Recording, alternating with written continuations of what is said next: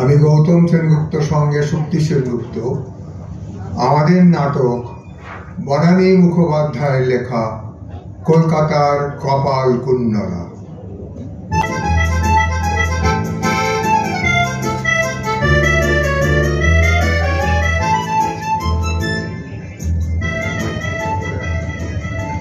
মানদা, মানদা, শুনতে পাচ্ছ?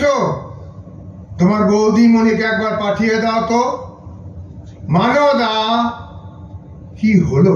উফ, কিছুতেই সাড়া দেবে না, কিছুতেই না। হবে না কেন? যেমন মনি তেমনি তার পেয়ারের দাসী, দুটোই সমান। ইনি নিশ্চয়ই আজ বাড়ি নেই। আচ্ছা, রোজ রোজ যায় কোথায়? না না, আজ একটা হেস্তনেস্ত করতেই হবে। হয় উনি থাকবেন এ বাড়িতে, না হয় আমি। রাত ৮টা বাজে, এখনো বাড়ির গিন্নি দেখা নেই। ব্যাপারটা কি? মানদা, মানদা, শিগগিরই এক কাপ চা, ভীষণ মাথা ধরেছে। ও মা, তুমি কখন এলে? মানদা, ১ কাপ না ২ কাপ, তাড়াতাড়ি। লাগবে না। কেন লাগবে না কেন? খেয়ে এসেছো? কোথা থেকে গো? জামের বাড়ি থেকে। ও মানদা, ২ কাপ না ১ কাপ। দাদা বাবু খাবে না। চাবিটা দেখি। কিসের চাবি? আমার আলমারির চাবি। কি চাই বলো, আমি বার করে দিচ্ছি। থাক, আমিই পারবো। না, পারবে না, উল্টে ঝামেলা বাঁধাবে। কোনোদিন অভ্যেস নেই। এই তর্ক করো না, একদম তর্ক করো না। আমি পারবো। কি ব্যাপার, মেজাজ এত খারাপ? সুটকেস গোছাচ্ছ, কোথাও যাবে নাকি? হ্যাঁ। কোথায় গো? জামের বাড়ি। ও, তা উনি থাকেন কোথায়? কিনি। মিস্টার জম। তার মানে? তুমি এখনই বললে না যে জমের বাড়ি থেকে চা খেয়ে এসেছো, তারপর সুটকেসে জামা কাপড় ভরে জমের বাড়ি যাচ্ছ, তাই জিজ্ঞেস করছি। চুপ করো, তোমার সঙ্গে মস্করা করার আমার কোনো ইচ্ছে নেই, টাইমও নেই। বলি, এতক্ষণ ছিলে কোথায়? সিনেমা দেখতে গেছিলাম গো। ও মা, তোমায় বলিনি বুঝি? দিলওয়ালে দুলহানিয়া লে যায়েঙ্গে। বাহ বাহ বাহ বাহ বাহ বাহ বাহ, চমৎকার। সত্যি চমৎকার। যদি দেখতে গো, শাহরুখকে তো মেরে পাট করে ট্রেনে তুলে দিয়েছে। ওদিকে অমরিশ পুরী কাজলকে ধরে রেখেছে, ট্রেন ছেড়ে দিচ্ছি। এ একটা হাত বাড়িয়ে, ও একটা হাত বাড়িয়ে। গো, তুমি যদি দেখতে একবার, আমি তো কেঁদে কেটে আসছি, রুমাল টুমাল ভিজে একসা। কত হলো কি এই বয়স? ও মা, তুমি ভুলে গেছো? আমার ৬০ আর তোমার ৬৫। মনে আছে? তোমার যে ৬০ সেটা মনে আছে? ও মা, মনে থাকবে না? বলো কি? অবশ্য আমাকে বলে যে আমাকে দেখতে নাকি মনেই হয় না এত বয়স। আসলে আমার চেহারাটা একটু নরম সরম তো, তাই। তোমাকে তো একেবারে উল্টো, দেখলে মনে হয় ৬০ না ৭০।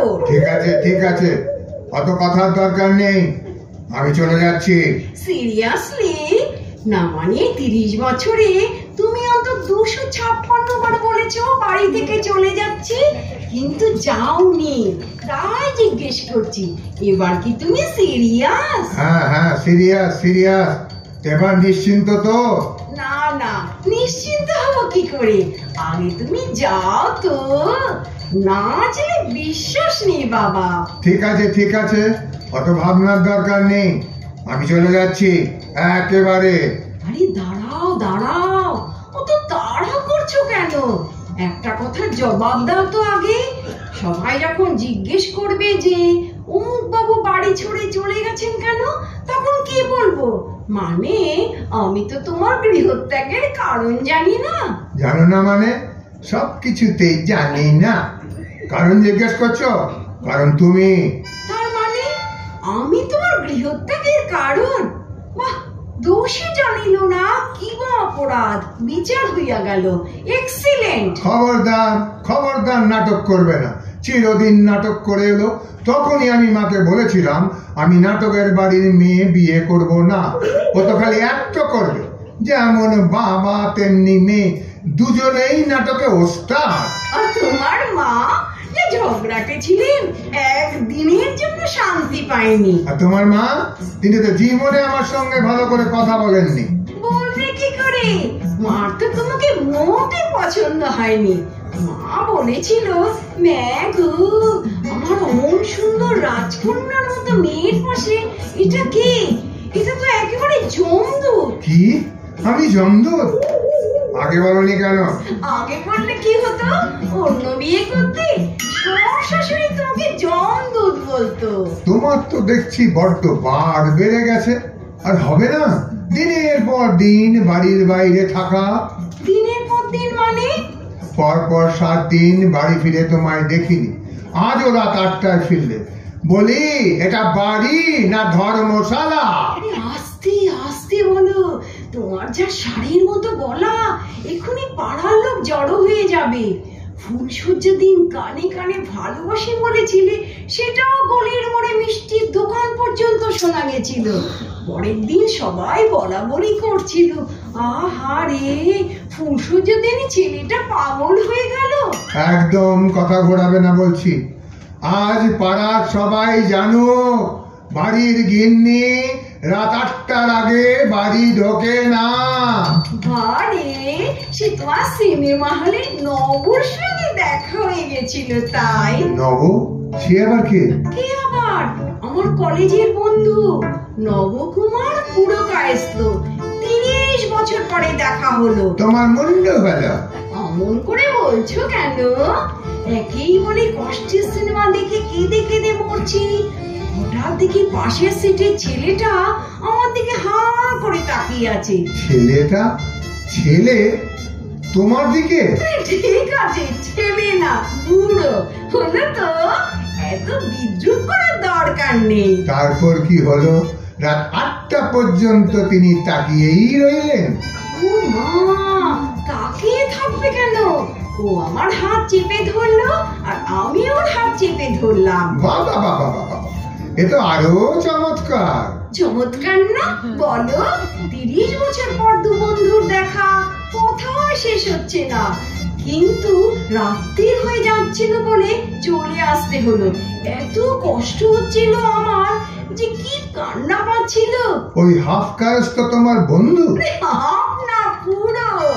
কলেজে তো আমাদের সুচিত্রা উত্তম বলতো সবাই। ওকে তো অনেকটা উত্তম কুমারের মতো দেখতে, তাই। ঠিক আছে ঠিক আছে, আমি চললুম। অত হেরে গলে পড়ার দরকার নেই। যা আওয়াজ আমি এমনি শুনতে পাবো। গলা? জানো সবাই বলে যে আমার গলাটা নাকি সত্যজিৎ রায়ের মতো। গলা দিয়ে কি হবে? চেহারাটা যদি ওনার মতো হতো তাহলে বুঝতাম। মানে? তাও তোমাকে দেখতে তো মনে হয় অমরেশ পুরীর যমজ ভাই। কি পুরি? অমরেশ পুরী ভিলেনের পাঠ করে। হিন্দি সিনেমা দেখো না তো, জানবে কি করে? মুখটা দেখলে দাঁত কপাটি লেগে যায়। আমাকে তার মতো দেখতে? দেখতেই তো, আর তাই জন্য আমার তো মাঝে মাঝে দাঁত কপাটি লেগে যায়। আমাকে দেখলে তোমার? বলি আর কত অপমান করবে আমায়? আমি চললাম। এসো। দুর্গা দুর্গা, কাশির ওষুধ নিয়েছো? কাশির ওষুধ? কই না, কেন? সারা রাত্রি তো কাশবে, খকর খকর। পাশের লোকের অসুবিধা হবে না? পাশের লোক? সে আবার কি? ও মা, পাশের লোক থাকবে না? তুমি তো মোটে একা শুতেই পারো না, পাশে তো লোক থাকতেই হবে। তুমিও তো রাত্রে একা শুতে পারো না, তাহলে তোমার পাশেও তো লোক থাকবে। সে তো থাকতেই হবে, তবে আগে তুমি যাও তো। শেষকালে পাশের লোকের ব্যবস্থা হলো, তুমিও গুটি গুটি ফিরে এলে। শুধু শুধু নবকে হয়রানি করে তো কোনো লাভ নেই। তার মানে ওই শালা নবগোপাল এসে থাকবে এখানে? হ্যাঁ, ভাবছি ওকেই ডেকে নেব। বিয়ে থা করেনি, একা মানুষ, বুড়ো বয়সে ওরও একটা সঙ্গী হবে, আমারও। Very good. ভেরি গুড না? আমি জানতাম এই প্রস্তাবটা তোমার পছন্দ হবে। খেচু হবে, তোমার মুন্ডু হবে। দেখো তুমি বরং তাড়াতাড়ি বেরিয়ে পড়ো। মানে আকাশের অবস্থাটা তো ভালো নাই, যদি বৃষ্টি হয় তাহলে তোমার আর যাওয়া হবে না। যাও যাও, আর দেরি করো না। বাপরে, তোমার যে আর তর সইছে না, তাড়াতে পারলে বাঁচো। বৃষ্টি থামো, তারপর যাবো। এই মরেছে, তুমি যে বসে পড়লে, আমি তখনই জানতাম ওসব মুখে বড় বড় বাদ, শেষকালে এই গোয়ালে ফিরতে হবে। গোয়াল? আমি কি গরু নাকি যে গোয়ালে ফিরবো? আহা, এই গোয়াল সে গোয়াল নয়। তবে কোন গোয়াল? দূর বাবা, আমি জানি না। ও মা, এসে সত্যি বসে পড়েছে। ভাবলাম এক্ষুনি নবকে ফোন করে চলে আসার জন্য, কিন্তু কিন্তু আবার কি কিন্তু? সত্যি কি নির্লজ্জ! বুড়ো বয়সে কপাল কুণ্ডলা হয়ে বসেছ। 30 বছর বাদে সারা নব গোপাল কোথা থেকে এসে হাজির হলো? হ্যাঁ, এটা বেশ ভালো বলেছো তো। আমি কপাল কুণ্ডলা ও নবকুমার, আর তুমি তো কাপালিক রয়েছই। চন্দ্র পুরো হাজির। কি আমি কাপালি? বলি এসব নবগোপাল টোপাল হঠাৎ এত কাল বাদে হাজির হলো কেন? উমা, হাজির হবে না? আমার যেতে একটা অ্যালুমিনি অ্যাসোসিয়েশন রয়েছে, সব 60 গ্রুপ, সেখানেও আসবে না? রোজ তো ওখানেই যাই, সব বন্ধুদের সঙ্গে দেখা হয়। অনেক বন্ধু? অনেক। চয়ন, স্বপন, তাপস, প্রবীর, তিমির, পার্থ, ধৈর্যটি। বাবা বাবা বাবা, একটাও মেয়ে বন্ধু নেই? খুব কম, নেই বললেই চলে। ভালো, খুব ভালো। তাহলে আমাকে আর কিসের দরকার? আমি যাচ্ছি। রাত হয়ে গেছে, তুমি কি কিছু খাবে? কি তৈরি! একেবারে মহিলা চৈতন্যতে গেলেন। না, খাবো না। তাহলে তোমাকে আর দেরি করাবো না। এই নাও তোমার ছাতা, সাবধানে যেও। তুমি গেলে তবে নবকে ফোন করব, তারপর আদা দিয়ে চা খাবো। বড্ড মাথা ধরেছে। চিন্তা কিসের? একটু পরেই নবগোপাল এসে ভালো করে ওষুধ লাগিয়ে দেবে। ওষুধ লাগাতে হবে না গো, ওকে দেখলেই আমার মাথা ধরা সেরে যায়। চপ!